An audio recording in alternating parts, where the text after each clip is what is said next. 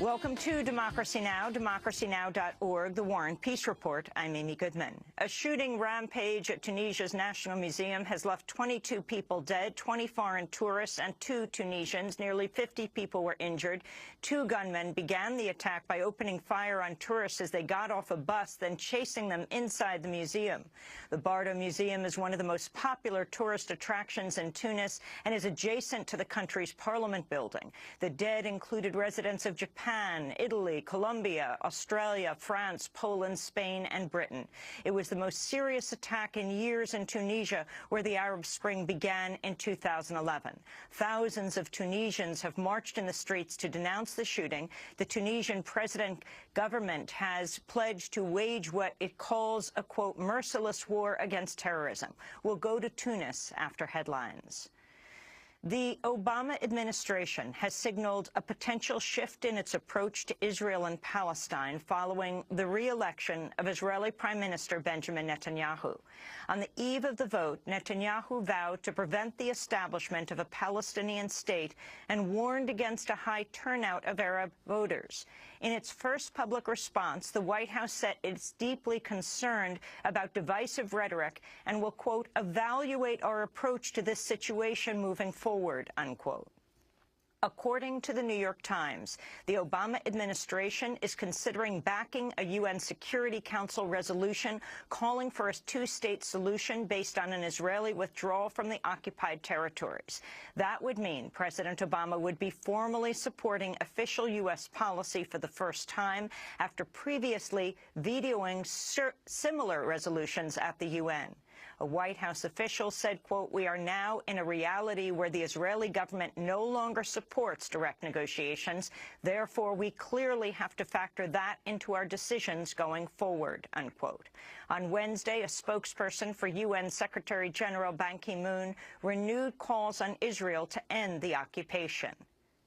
It's incumbent on the new Israeli government, once formed, to create the conditions for a negotiated final peace agreement with the active engagement of the international community that will end the Israeli occupation and realize the creation of a viable Palestinian state living in peace and security alongside Israel. This includes the cessation of illegal settlement building in the occupied Palestinian territory.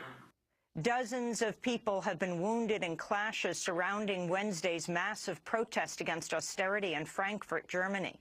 A crowd of around 10,000 people marched outside the new headquarters of the European Central Bank to oppose economic policies that force deep cuts to public spending and worsen unemployment. Around 14 officers and 21 protesters were injured after breakaway marches clashed with police. Opposition to austerity has grown with the recent election of the Syriza party in Greece, which has challenged the terms of its international bailout. A spokesperson for rally organizer Blockupy said protesters are bringing Athens to Frankfurt. Today in Frankfurt, we have shown that there is huge anger and frustration about German crisis politics and the ECB's policies, and that social injustice leads to social discontent, whether you like it or not. And in this sense, we can or must say Athens has arrived in Frankfurt. A prominent Yemeni journalist has been assassinated in the capital Sana'a. Abdul Karim al-Khawani was reportedly shot dead near his home by gunmen riding a motorbike. Al-Khawani was also a well-known activist close to Yemen's Houthi militia, which recently seized power. Parents and colleagues of 43 students missing for nearly 6 months in Guerrero, Mexico, are bringing their call for justice to the United States. The students' families question the Mexican government's claims local police, under orders from the corrupt mayor of Iguala, turned the students over to drug gang members who killed and incinerated them.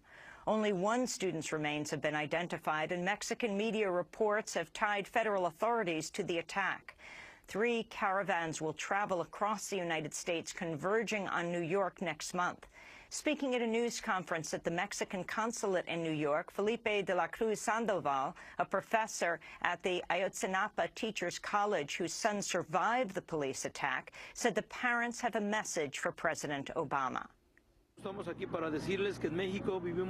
We are here to tell the U.S. government that in Mexico we have been living for many years in an anti-democracy, in a criminal state, and as parents we will not allow more impunity, and that if President Obama has human thoughts and feels the pain of the Mexican people, he should be reviewing the political relations and the agreements with Mexico, and that he should consider if a life is more important than a political and economic agreement on weapons with Mexico, because these weapons are being used to kill students in Mexico. A known white supremacist has been arrested following a shooting spree Wednesday in Mesa, Arizona. A police spokesperson said one person was killed and 5 others were wounded before the suspect was detained. The suspect, who we believe is responsible for the incident, has been taken into custody without major incident. He was tased during the in-custody. And at this time, we believe he is responsible for each and every one of these shootings. He was taken into custody in the 1700 block of West Emelita here in Mesa. Well, we do have one deceased. The other 5 have been treated at hospitals. One of them is in critical condition with, I believe, multiple gunshot wounds, and he's still being treated. The suspect has been identified as 41-year-old Ryan Elliott Giroux. The Southern Poverty Law Center says he belonged to skinhead and white supremacist groups. A U.S. Air Force veteran has pleaded not guilty to charges of trying to assist the self-proclaimed Islamic State. Tyrod Nathan Webster Pugh was indicted this week on charges of seeking to provide material support to ISIL and attempted obstruction of justice. Prosecutors say Pugh was caught trying to cross the border into Syria earlier this year. The chemical industry's top lobby group has reportedly drafted a chemical safety bill before Congress. The bill is sponsored by Senators Tom Udall, a Democrat, and David Vitter, a Republican. But Democratic Senator Barbara Boxer says a digital copy she received proves the authorship of lobbyists. Information embedded inside Microsoft Word shows the company of origin for the document is the American Chemistry Council. Now, maybe I am old-fashioned, but I don't believe that a regulated industry should be so intimately involved in writing a bill that regulates them. The voices of public health and safety organizations that speak for our citizens must be heard. Their views must not be drowned out by the very industry that is supposed to be regulated. Virginia Governor Terry McAuliffe is calling for a probe after a police arrest left a black student bloodied and bruised. Charlottesville police say Martise Johnson has been charged with obstruction of justice without force and public swearing or intoxication. But the group concerned black students said, quote, the brutish force used resulted in his head and bodily injuries. His treatment was unprovoked as he did not resist questioning or arrest. Newly emerged video footage shows Dallas, Texas police fatally shooting a mentally ill African-American man at his home 6 seconds after encountering him. Jason Harrison was reportedly shot dead in June after his mother called 911 to report she was worried about him because he was bipolar and schizophrenic. Within 2 minutes of the officer's arrival, Harrison had been fatally shot. In video released by the family, Harrison is seen standing in the doorway with a screwdriver. After he doesn't heed police orders to drop it, they open fire.